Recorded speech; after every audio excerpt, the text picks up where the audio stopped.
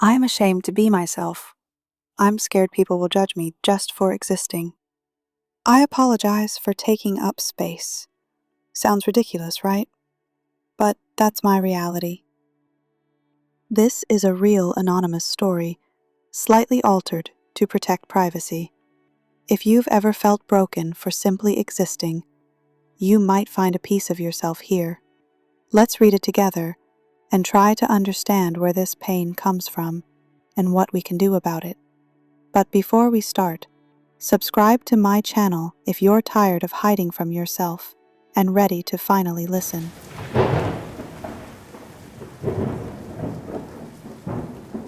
Sometimes I feel ashamed just for existing, not for something I've done, just for being. It clings to my chest like sticky tar, burning every time I try to live.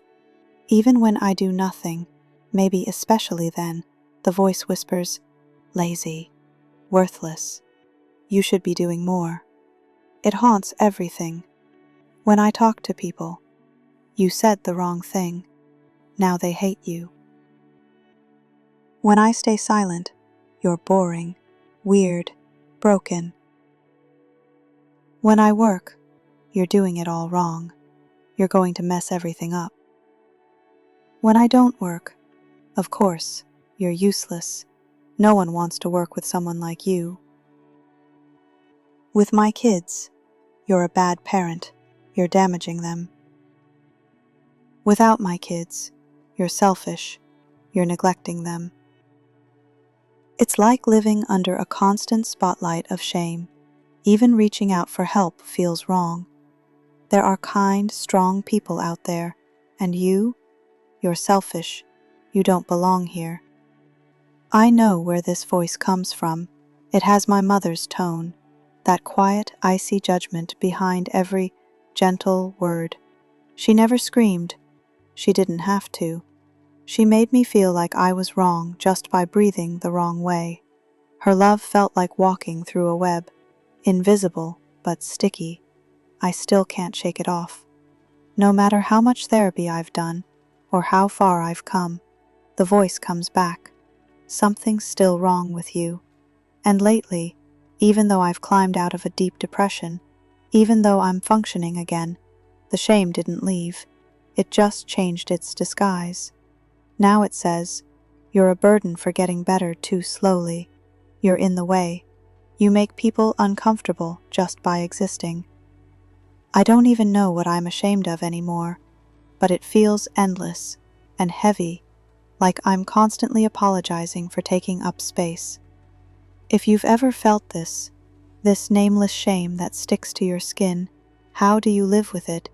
How do you silence a voice that was never really yours, but became your own? What makes a person feel ashamed just for being themselves? Let's break this down.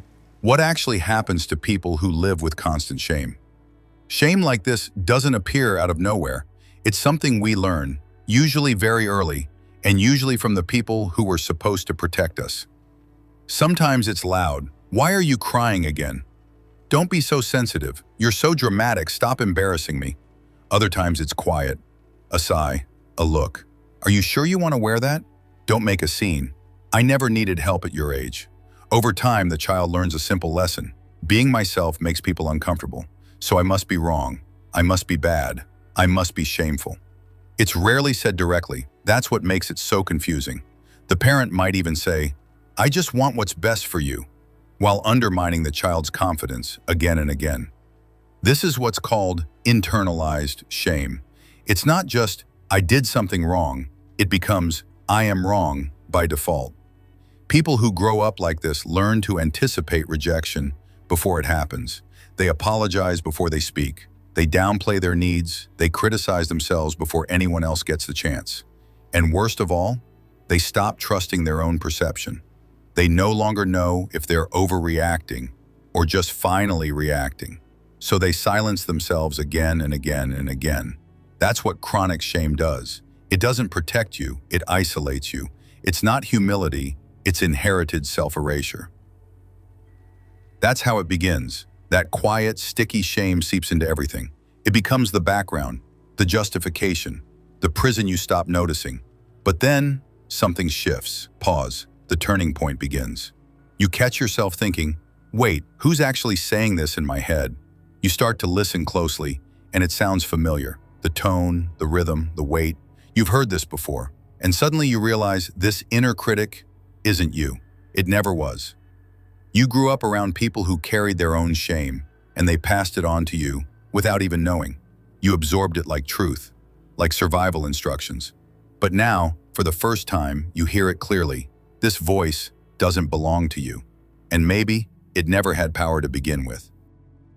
This is the moment you finally lift your head, not to argue, not to fight, just to ask one quiet question. What if I was never broken? What if I've been okay all along? So, what now? You've seen the voice isn't yours, but it's still there. It still whispers. And some days, it still feels true. So what do? You don't fight it. You notice it. And little by little, you reclaim space inside yourself. Here are a few places to begin. 1. Catch the voice, not to silence it, but to name it. Oh, that's shame talking. That's not me. It sounds simple, but naming breaks the spell. 2. Ask. Whose voice is this, really? Does it sound like someone you knew? A parent? A teacher? A culture that feared vulnerability? You can't let it go until you know where it came from. 3. Give yourself permission to take up space. Start small. Say no without apology. Say yes to something that scares you: joy, desire, rest. Let yourself be seen, even if your hands shake. Every time you do, you teach your brain it's safe to exist. You don't heal shame by proving it wrong.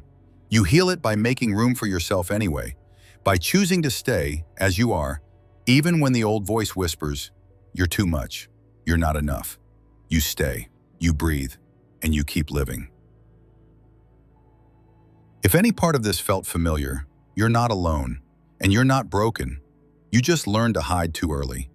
You learned that safety meant disappearing, that love had to be earned by shrinking yourself. But there's nothing shameful about being human. There never was. Not in your needs, not in your emotions, not in your softness. That shame you carry, it was passed down to you, but it doesn't have to end with you. You're allowed to take up space. You're allowed to exist, even when you're messy, even when you're still learning how. And if no one ever told you this before, I'll say it now. You were never too much, and you were never not enough. Thanks for watching, and for staying till the end.